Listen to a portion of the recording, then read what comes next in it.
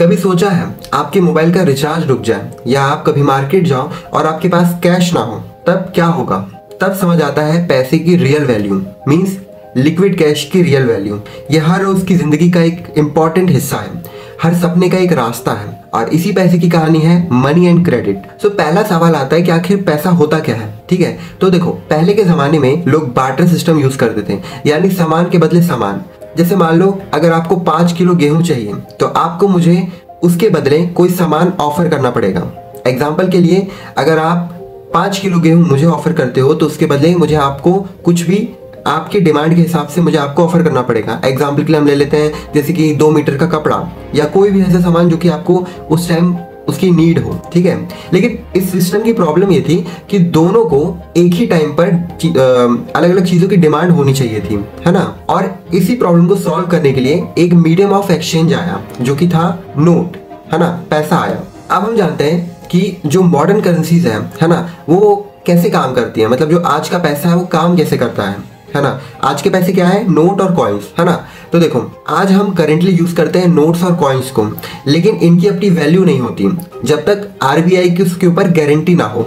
ठीक है, तो आरबीआई हर नोट पे क्या लिखता है? तो आपने देखा होगा कि जो आरबीआई होता है वो हर नोट पर लिखता है कि आई प्रॉमिस टू पे द बेयरर। ठीक है, ये आरबीआई गवर्नर की तरफ से लिखा जाता है या फिर छापा जाता है। ठीक है, तो पैसा अब सिर्फ एक पेपर नहीं है, ये एक ट्रस्ट का सिंबल बन गया है। चलो बच्चों, आगे हम समझते हैं कि डिपॉजिट और बैंक का रोल क्या होता है। ठीक है, तो इस चैप्टर में ये बहुत इंपॉर्टेंट सेक्टर है, अच्छे से देखो ज्यादा पैसा होने पर लोग बैंक का यूज करते हैं। ठीक है, बैंक में अपने पैसे डिपॉजिट करते हैं, हम भी डिपॉजिट करते हैं अपने पैसे बैंक में। ठीक है, तो इसे कहते हैं डिमांड डिपॉजिट। ठीक है, टर्म्स याद रखो। तो देखो, जो लोग होते हैं वो क्या करते हैं, एटीएम या चेक के थ्रू अपना पैसा कभी भी डिपॉजिट कर सकते हैं। ठीक है, डिपॉजिट कर सकते हैं, निकाल सकते हैं, डाल सकते हैं। ठीक है, तो बैंक क्या करता है कि बैंक हमारे पैसे को सेफ रखता है। ठीक है, और ये भी ऑफर करता है कि आप हमारे बैंक में अपने पैसे रखिए और हम आपको स्मॉल परसेंट पर कुछ ना कुछ इंटरेस्ट जरूर देंगे। ठीक है, तो बैंक हमको ये बोलता है कि आप हमारे वहां पैसे रखो, आपका पैसा सेफ भी रहेगा, प्लस आपका पैसा बढ़ेगा भी, भले स्लोली बढ़ेगा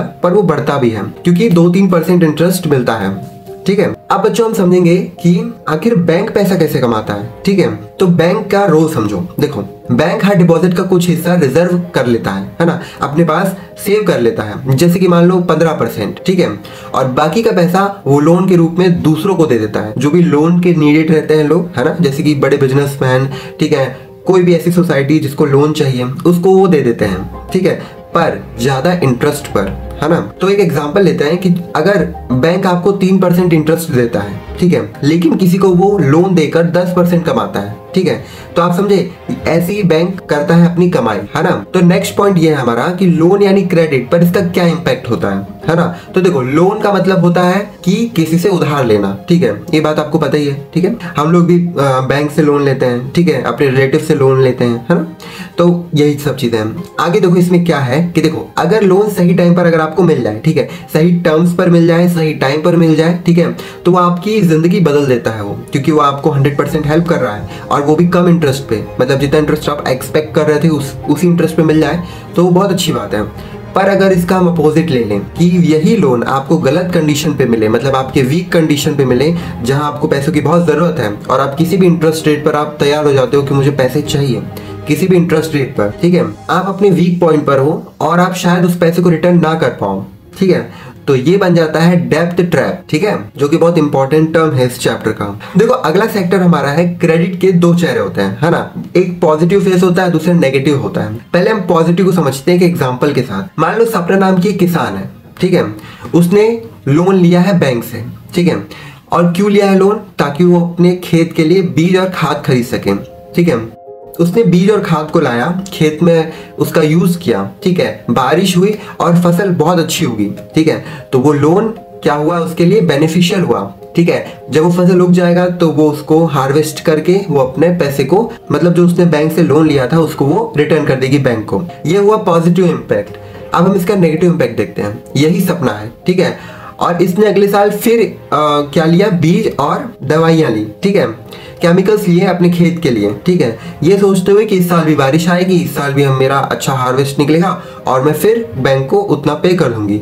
बट इस साल बारिश नहीं हुई, फसल पूरी बर्बाद हो गई। ठीक है, तो तो अब क्या होगा, धीरे धीरे उसके घर के सामान बिकने लगे, है ना, और वो आ गई एक लोन के दबाव में। ठीक है, ये होता है नेगेटिव इम्पैक्ट। नेक्स्ट सेक्टर है हमारा formal versus informal credit sector. ठीक है, फॉर्मल सेक्टर क्या होता है? देखो, इंडिया में लोग दो ही चीजों पर फोकस करते हैं। ठीक है, जब भी उनको पैसों की जरूरत होती है, तो जो अमीर लोग होते हैं वो सीधे डायरेक्टली बैंक से जाके लोन ले लेते हैं, ठीक है, विथ हाई इंटरेस्ट रेट। ठीक है, पर जो मिडिल क्लास लोग होते हैं या फिर जो गरीब लोग होते हैं वो क्या करते हैं, वो उनके पास अगर बैंक की सुविधा नहीं है तो वो क्या करेंगे, मनी लेंडर से पैसा लेंगे। ठीक है, अमीर लोग होते हैं उनके पास जाकर बोलेंगे वो, है ना, या फिर अपने कोई रिलेटिव से कांटेक्ट करेंगे ताकि उनको वो लोन दे दें। ठीक है, तो देखो क्या होता है, जो फॉर्मल सेक्टर होता है ना, उसमें आते हैं बैंक्स और कॉर्पोरेटिव सोसाइटीज। ठीक है, ये गवर्नमेंट के रूल्स फॉलो करते हैं, है ना, और इसमें फ्रॉड होने के चांसेस 0% होता है। ठीक है, ये लो इंटरेस्ट चार्ज करते हैं और पेपर वर्क जरूरी होता है। ठीक है, मतलब आपको कुछ कोलेट्रल देना पड़ता है। ठीक है, कोलेट्रल भी एक अच्छा टर्म है, इसको याद रखो, है ना, मतलब कुछ आपको गिरवी रखना पड़ता है बैंक्स में। ठीक है, उसके बाद आता है इनफॉर्मल सेक्टर्स, है ना। इनफॉर्मल सेक्टर्स में जो भी बैंक से रिलेटेड नहीं है वो सारे इनफॉर्मल्स हैं, मतलब जैसे मनी लैंडर्स, रिलेटिव्स, ट्रेडर्स, ठीक है, एक्सेट्रा, रिच पर्सन, बिजनेसमैन, है ना, ये सारी चीजें। तो ये लोग क्या करते हैं, हाई इंटरेस्ट रेट चार्ज करते हैं। ठीक है, आपको जितना पैसा लग रहा है वो दे देंगे, पर वो उसके ऊपर हाई इंटरेस्ट रेट चार्ज करते हैं और ये लोग कोई भी रूल्स को फॉलो नहीं करते हैं। ठीक है, तो ये हो गए दो सेक्टर क्रेडिट के, है ना। तो प्रॉब्लम ये है कि रूरल एरियाज में लोग ज्यादा इनफॉर्मल सेक्टर पर डिपेंडेंट होते हैं, क्योंकि वहां पे बैंक की सुविधा नहीं होती है, और अगर बैंक है भी तो वहां पर उनको कोलेट्रल देना पड़ेगा, मतलब कुछ उनको गिरवी रखना पड़ेगा, उसके अलावा उनके पास कोई ऑप्शन नहीं होता है। ठीक है, मतलब बैंक में उनको कोलेट्रल रखना है ना, तब जाके उनको लोन मिलता है। और मनी लेंडर्स के पास उनको कोई भी कोलेट्रल चीजें नहीं रखनी होती है, वो सीधे जाके पैसा लेके आ जाते हैं, बट वो यहाँ पर एक ट्रैप में फंस जाते हैं। ठीक है, नेक्स्ट देखो, नेक्स्ट हमारा है कि किसान और गरीब लोग ज्यादा सफर करते हैं, है ना, इसके थ्रू।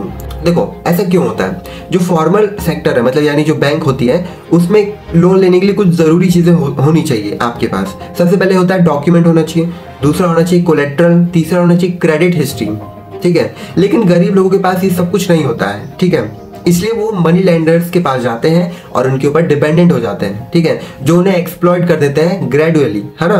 सो इसी रीजन से आज भी लोग कर्ज के बोझ में दबे हुए हैं। नेक्स्ट हमारा इंपॉर्टेंट पॉइंट है कि गवर्नमेंट क्या कर रही है इन सब चीजों के लिए। ठीक है, गवर्नमेंट चला रही है सेल्फ हेल्प ग्रुप, यानी कि SHGs, है ना। ये बनाए जा रहे हैं, जिसमें क्या होता है कि महिलाएं होती हैं, ठीक है, वो क्या करती हैं, वो मिलकर एक कमेटी बनाती हैं, ठीक है, और अपना पैसा जमा करती हैं, और जैसे ही पैसा इकट्ठा हो जाता है तो वो एक दूसरे को लोन देती है ना, बहुत ही अफोर्डेबल इंटरेस्ट रेट पर। ठीक है, सरकार इसके लिए क्या कर रही है, सरकार कुछ योजना चलाती है, जैसे कि जनधन योजना, किसान क्रेडिट कार्ड, ठीक है, और माइक्रो फाइनेंसिस इंस्टीट्यूशंस के थ्रू लोगों को एक अफोर्डेबल रेट पर, इंटरेस्ट रेट पर पैसा ऑफर किया जाता है लोन के लिए। ठीक है, जो कि एक सही इंटरेस्ट रेट पर लोगों को पैसा मिल जाता है।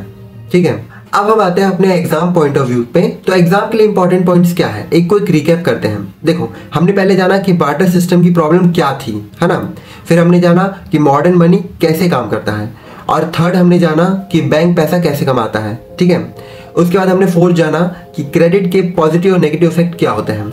फिर हमने अच्छे से समझा कि formal versus informal credit sector क्या होता है। फिर हमने जाना कि गवर्नमेंट क्या स्टेप्स ले रही है टुवर्ड्स द फाइनल इंक्लूजन, है ना। ओवरऑल ये जो चैप्टर है आपको ये सिखाता है कि जो पैसा होता है वो सिर्फ नोट नहीं है ना, ये हमारी जिम्मेदारी है। सही टाइम पर सही लोन मिल जाए तो जिंदगी बहुत अच्छी हो जाती है, और वही चीज करप्ट हो जाए तो वही लोन आपको बिल्कुल बर्बाद कर देगा। ठीक है, इसलिए आज का स्टूडेंट अगर ये समझ गया हो इस चैप्टर के थ्रू, ठीक है, कि समझदारी क्या है, ठीक है, तो कल का रिस्पॉन्सिबल सिटीजन बन जाएगा। सो ओके, अगर आपको ये वीडियो अच्छा लगा हो, ये चैप्टर सिंपल लगा हो इस वीडियो के थ्रू, ठीक है, तो इस वीडियो को लाइक जरूर करना, द टोटल NCERT को सब्सक्राइब जरूर करना, ताकि हर चैप्टर आप तक आसानी से पहुंच पाए। तो स्मार्ट स्टडी करते रहो और टेंशन फ्री एग्जाम लिखना। ठीक है, मैं मिलता हूं आपसे नेक्स्ट वीडियो में। अगर आपका कोई डिमांडिंग चैप्टर हो तो आप मुझे बोल सकते हो, मैं उसके ऊपर भी वीडियो बना दूंगा। ठीक है, सो ओके, मिलते हैं नेक्स्ट वीडियो में, तब तक के लिए स्टे ट्यून्ड।